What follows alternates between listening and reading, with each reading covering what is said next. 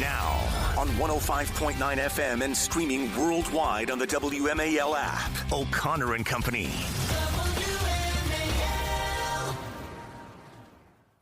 It's 5:07. It's Tuesday morning, and I don't know about you, but some people would call this the day after Liberation Day. After President Trump calls in the cavalry yesterday to help with D.C. crime, which, by the way, Julie Gunlock, incredible. Trump gets results. Watching the news media last night, within hours, apparently, D.C. crime has disappeared. There is no D.C. crime. That's right. All Trump had to do was announce he was going to fix it and how terrible things were. And all across the board, all the networks, wow, crime isn't that bad here. There you go. Yeah. Mission accomplished. Yeah. He did it. Coming up at 6:05. Zach Smith with the Heritage Foundation to talk about the truth behind D.C. crime. He's been covering it for a while. 6:35, former Capitol Police Chief Stephen Sund. He knows a little bit about deploying the police department in this town, what crime is really like, what could be done utilizing these federal resources. And also, of course, Nancy Pelosi had to lie about Trump calling in the National Guard on January 6th. So we'll get Cap's son to tell us the truth, remind us of the truth. 7:05, Denise Rucker-Krepp, D.C. attorney and a former D.C. advisory neighborhood commissioner who's been leading the charge to try to fix the crime problem. And then at 7:35, Alyssa D'Souza, who is a resident down at Navy Yard, who's been making this her mission in life to fix the crime problem, specifically down in that troubled neighborhood. So we've got you covered left There's and right. Theme today. Yeah, Here I'm thinking the whole nation should be listening to our show here and really should have been listening to our show for the last several decades. Excuse me, last several years. It feels like decades sometimes, doesn't it, Larry? Just the last weeks felt like a decade. Honestly, what a great show lineup, and yes. You know, shout out to Heather who books all these. And I mean, I'm so glad we're talking to Denise Rucker-Krepp because she's been on the show for years. She identifies as a Democrat, you know, and she listen to me using that language. She identifies as a Democrat. She identifies as a Democrat. Like what is wrong with me? Wait, I've been in this town too long. Too? Yeah, exactly. I've been in this town too long. Anyway. But she's great, and she's been covering this for years, and is frustrated, frankly, with the Democrats for denying there's a problem. So anyway, great lineup. Yeah, absolutely. Well, listen, this is our town, and it's our story, and it's not like we've just woken up to the notion that the crime is serious here. What I meant was the last several years or decade, as the crime has deteriorated, and boy, the gaslighting that you heard, the lies. Oh, crime is at a 30-year low, and then they leave out the fact. First of all, that the FBI itself has not been reporting crime accurately for years, which we know. A commander of the D.C. Police Department has been suspended for fudging the crime numbers to make things look better. The people aren't being convicted the way they had been for the last several years just to fudge the numbers. Yep. People aren't reporting crime anymore because they shrug and say, it doesn't matter. They're not going to do anything about it. You had a city council member in D.C. who wanted to decriminalize defecating on the streets. Yes. Okay, so there has been an effort to also decriminalize certain acts so that they're not in the numbers. They don't show up. Can you imagine being a victim of crime in Washington, D.C.? How you must feel right now? Especially defecating on the streets. Sorry. But here, this is interesting, though. It's funny. They have been fudging the numbers on the crime, and everybody knows the palpable fear that you feel when you walk through. And this is my favorite gaslighting. Democrats were talking about, the crime's not that bad. Literally, 2 years ago, a Democrat lawmaker, a representative from Minnesota, got threatened with a knife in the elevator of her own building. I believe it was on the day she was supposed to vote on the crime bill in D.C. Guess how she voted. Most people who live around here have stories. Susan Crabtree, friend of the show, wrote on Twitter on X. Gosh, I got to get that right. On X yesterday that, she got attacked by a man. She was in DuPont Circle, kind of a hip, hot nightlife area. And she said the only way I got away was running at top speed and screaming at the top of my lungs. I mean, how terrifying. How does Susan feel this morning when, D.C., politicians are saying, no, it's all made up. It's all in your head. Here's the interesting thing about it. And by the way, just to be clear here, if Joe Biden were president, or if Donald Trump hadn't said anything about the crime problem, the media would be reporting on the crime problem, because crime is a palpable story that happens on a daily basis. The only reason they're pretending like crime is not a problem in D.C. is because Donald Trump is actually saying he's going to do something about That's it. right. And they just have to oppose that man. That's the right. only reason. In fact, I believe, Julie, you said if Biden were making the same proposal, what would the media be doing? Well, Biden would only be reacting to crime that Trump created. That's right. Biden's great. Not only is he the best president for doing this about crime, but we wouldn't have crime if it weren't for Trump. That's right. That would be the media narrative today. Yep. But there's this one lie that you keep hearing that I really want to address, and you just heard it in our news report. Muriel Bowser is saying, hey, crime is at a 30-year low. Violent crime at a 30-year low, violent crime at a 30-year low. And that's a really compelling stat. Interesting. You know, there's one violent crime that you can't fudge the books over, that you can't, like, manipulate data over. There's one violent crime that can't be altered. That would be murder. That would be the homicide. Because you can't pretend like a dead body is not there, right? That's just impossible. The fact of the matter is, murder is not at a 30-year low in any way whatsoever. The murder trend continues to climb. 2021, we hit 226 murders. In 2022, it was 203. In 2023, it was 274 murders. Now, last year it did take a bit of a dip. I think it was because people were distracted with the election, and it dropped to 187.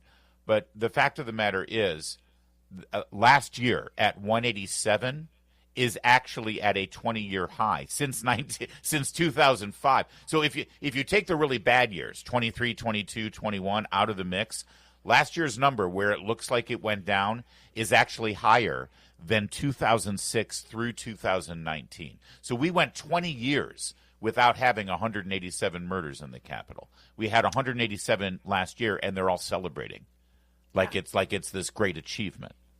Do you know what I mean? Yeah.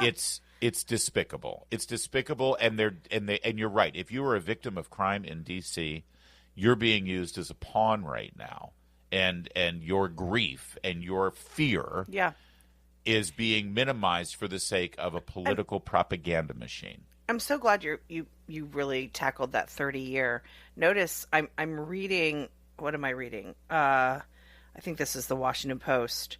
Notice what they say.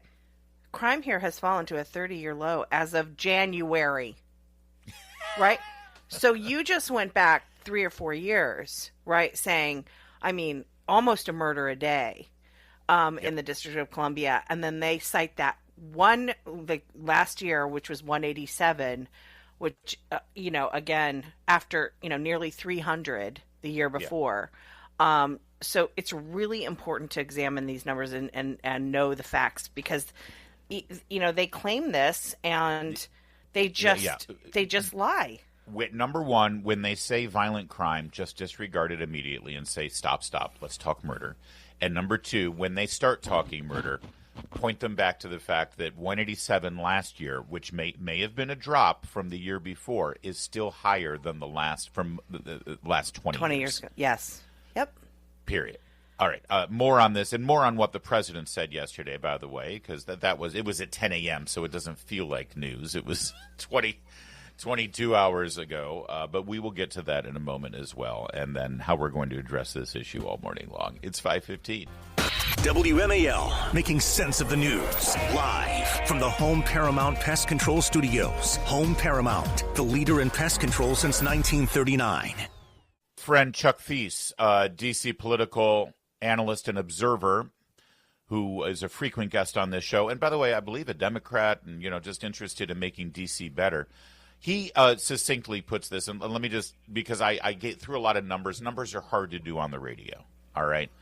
So let me put it to you this way, and Chuck Thies helped me with these numbers, too, with a post of his own on X. In the last 4 years, D.C. has averaged 209 murders a year, okay? So just keep that number in your head. The last 4 years, D.C. is averaging 209 murders. The 10 years before that, D.C. averaged 98 murders a year. Okay? That's so it's more than, murders have more than doubled in just the last 4 years on an average than the 10 years before that. How's that? Okay? Can we do that? Got it. Instead of the media mimicking and just repeating like a parrot, 30-year low, violent crime, 30-year low. The violent crime number is a bogus. They've admitted themselves that one of their D.C. police commanders is fudging the numbers, and we know the FBI crime statistics database is screwed up. So just focus on murders. Also, by the way, why did they have to start changing all of the classifications for carjackings? And they're not reporting juvenile crime. And do you know how much of the crime figure is juveniles under the age of 18? That's why they're tried as juveniles. That's right. They're doing whatever they can to lie to you. And bottom line, here's the question. You and I have both talked about, and we had Bethany Mandel was on last week, and we talked about this. We've had kids growing up in this area. Your kids are now teenagers. My youngest is now 18. Bethany doesn't count. Her oldest, I think, is 13 or 14. But this is what started the conversation. Bethany said, it's summertime. My kid is 14. My husband and I had a fight about letting her ride the metro by herself to go down to the Smithsonian, right? And it's one of the relatively safer lines. Red line, straight down, go downtown. And she won't do it because she's afraid of crime. When I lived here, and I don't know about you going from Alexandria if you let your kids take the metro in. 8 years ago, I let my daughters do it. Now I would not. And it's understandable, right? I mean, my son has gone in DC, but no longer. And when he did it before, he was with a group of friends, which I don't know if that makes it any safer. But no, I've stopped. And I mean, he can go in Virginia. And, he could bypass D.C. and go up to Maryland. But I'm with Bethany. I am a proud, free ranger. Free range parent. Me too. But I'm not. But honestly, my free ranging stops when the murder rate gets as high as it is, and when D.C. officials don't care about crime. Oh, when they actually activate laws, like when they decided that they're not going to bust people for fare jumping, I was done. If you're going to let anybody, even the $2.50 fare is no longer a barrier for anyone to get onto the metro, my children will no longer ride the metro. Period. It is. It's a screening mechanism.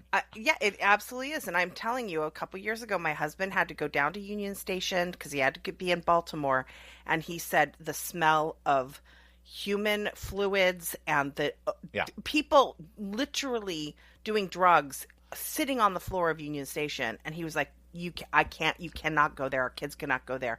And, that's a place where you go if you want to go to the Smithsonian. Not going to happen. Right. So the media reaction and the Democrats in this town reaction to this story. And listen, we report on the crime here, unlike anybody else in Washington, D.C., not just this show, but our news breaks as well all through the day. It's a big part of living in Washington, D.C., and that's why we talk about it all the time. The media and the Democrats over the last 24 hours since Trump made this announcement, they are engaging in literally don't believe what you see with your own eyes. Don't believe what you know every day as your personal experience and existence living in this town. Listen to us. We'll tell you what's really happening. Don't listen to our weatherman. Don't look out the window and see that it's raining outside. Listen to our weatherman who tells you that it's sunny. That is literally the level of gaslighting they engaged in. I know it's a different subject, but this is the same media that told us for years, Biden's fine. Don't worry. Biden's fine. That's right. Why are we surprised by this? How can Biden's sharp as a tack and crime is at a 30-year low? Yes. How can any adult human being with a scintilla of intelligence believe anything this media says? One of the most engaging moments yesterday was when Trump compared the murder rate in Washington, D.C.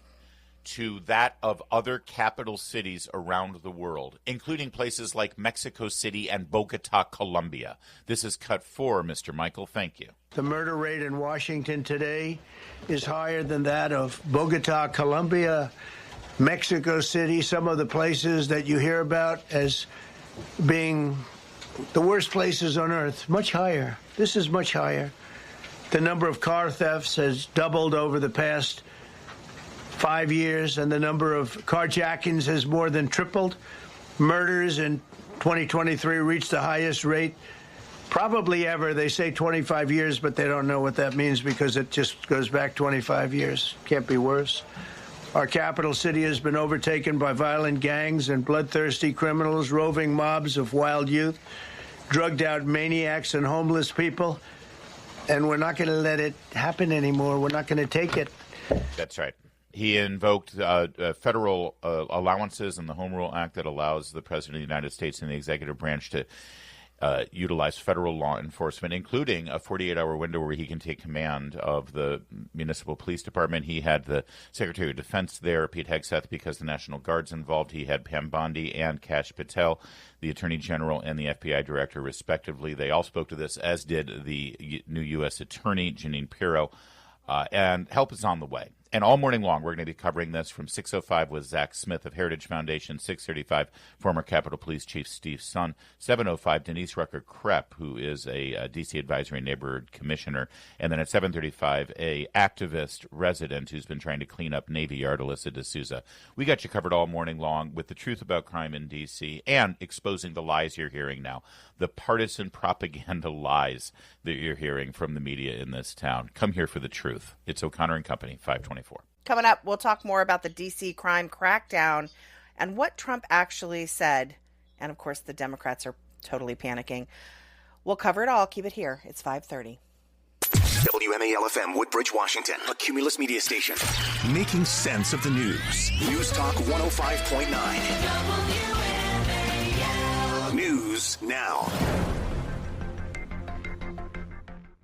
Now on 105.9 FM and streaming worldwide on the WMAL app. O'Connor and Company. It's 5:37. Good morning, and thanks for joining us on O'Connor and Company here in your nation's capital, the crime-ridden bedlam that is Washington, D.C. Coming up at 6:35, Capitol Police Chief Stephen Sund, former Capitol Police Chief, will shed some light on how law enforcement can be deployed here to cooperate with the D.C. Metro Police and also to expose some lies from Nancy Pelosi yesterday about Trump's calling in the National Guard. 7:05, Denise Rucker-Krepp, a former D.C. Advisory Neighborhood Commissioner. She's a lawyer. She's been focused on this issue for quite some time.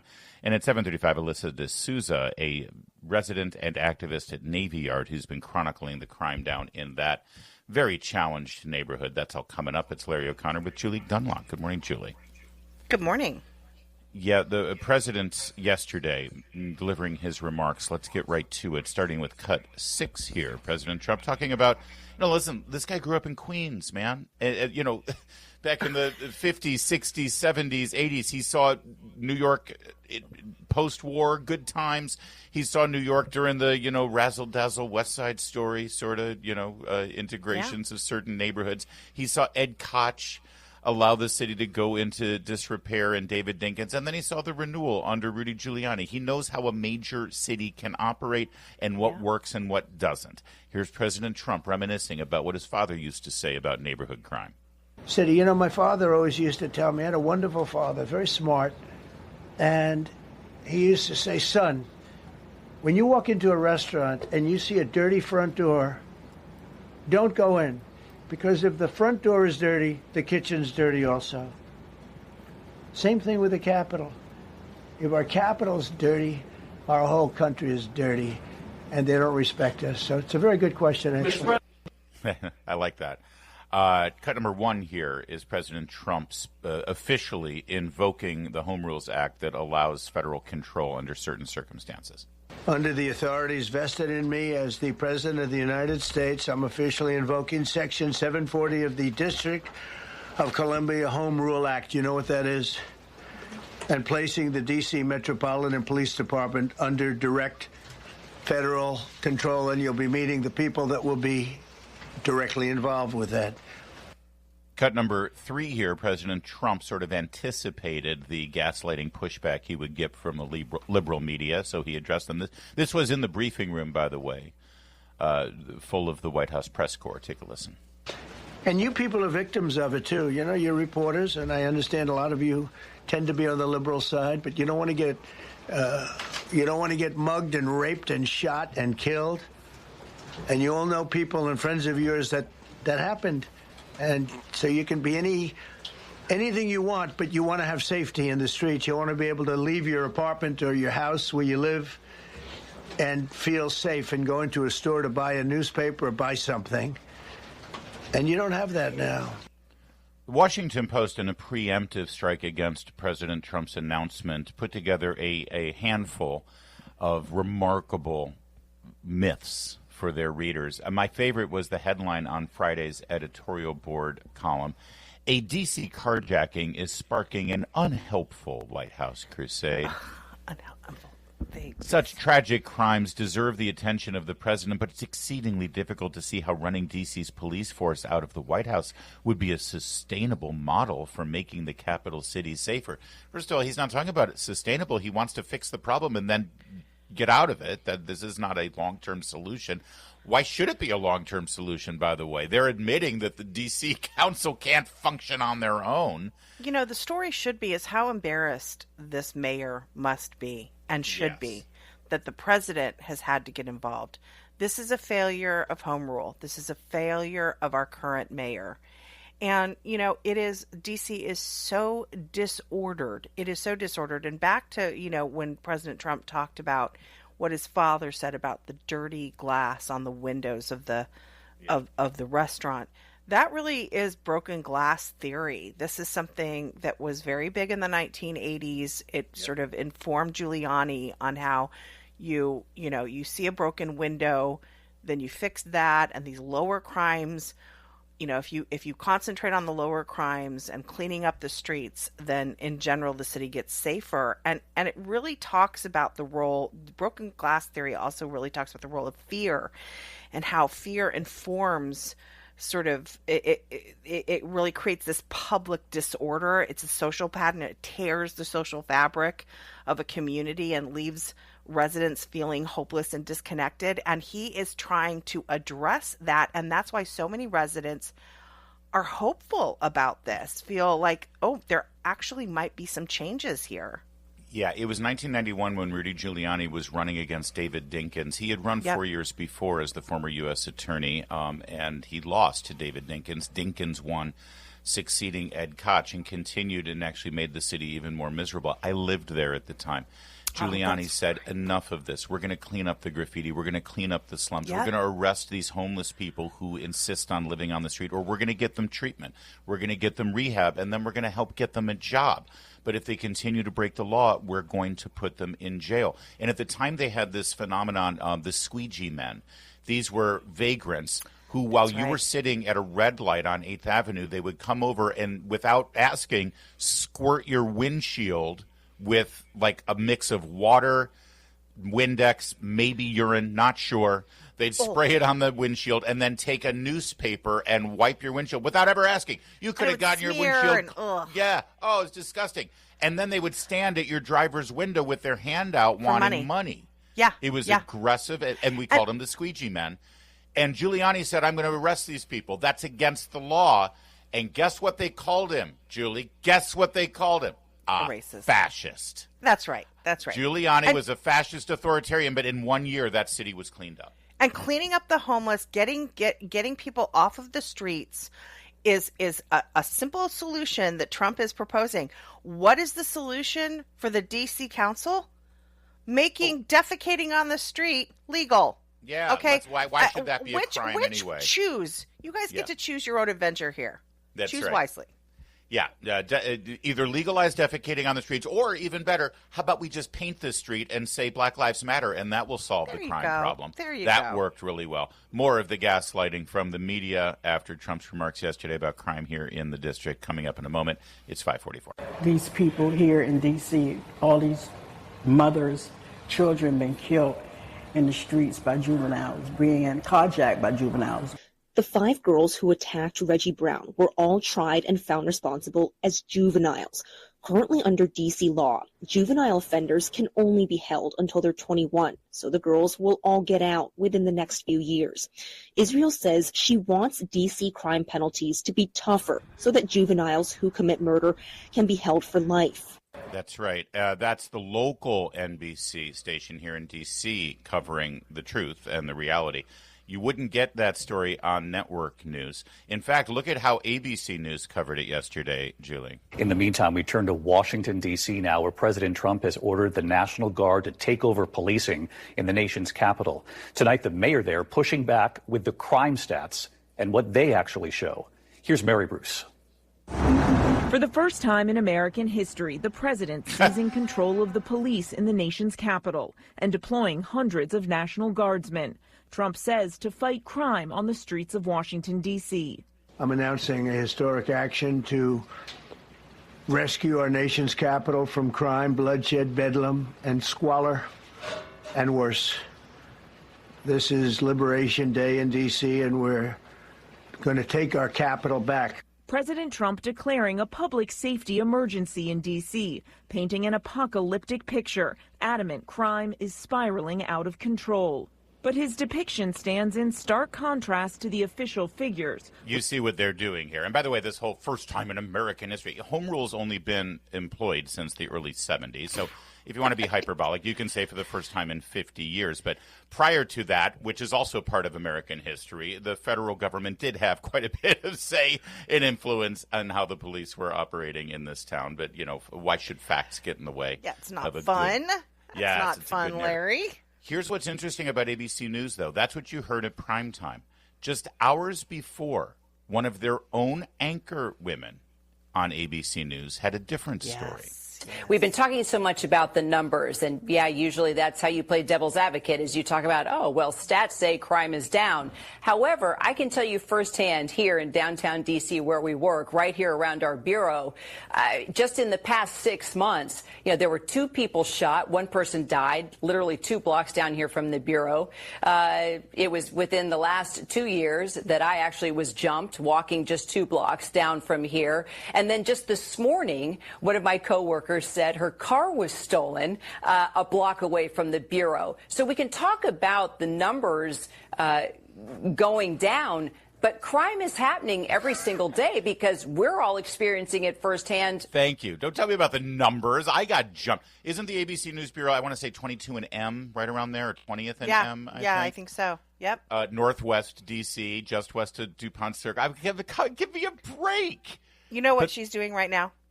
She got up early to work on her resume. To pack her things in her desk. Good God. In fact, here's the perfect allegory for you, all right, if I may, because that's a good side-by-side comparison about what happened yesterday and what was really, you know, what the truth is. How about this one? Yesterday, there was a protest at DuPont Circle against the president's announcement yesterday. Protesters in D.C. came out. They had their signs. They had their cowbells. They had, you know, they were screaming. They were blowing their whistles about how Trump is an authoritarian. They're at DuPont Circle. They had their little march, and then they went to a overpriced bar, and they had their little appletinis, and everything was fine. Julie, 2 blocks away at Logan Circle, 2 blocks away on 12th Street, 2 blocks away from DuPont Circle, where they had their little protest against the authoritarian Trump, there was a shooting.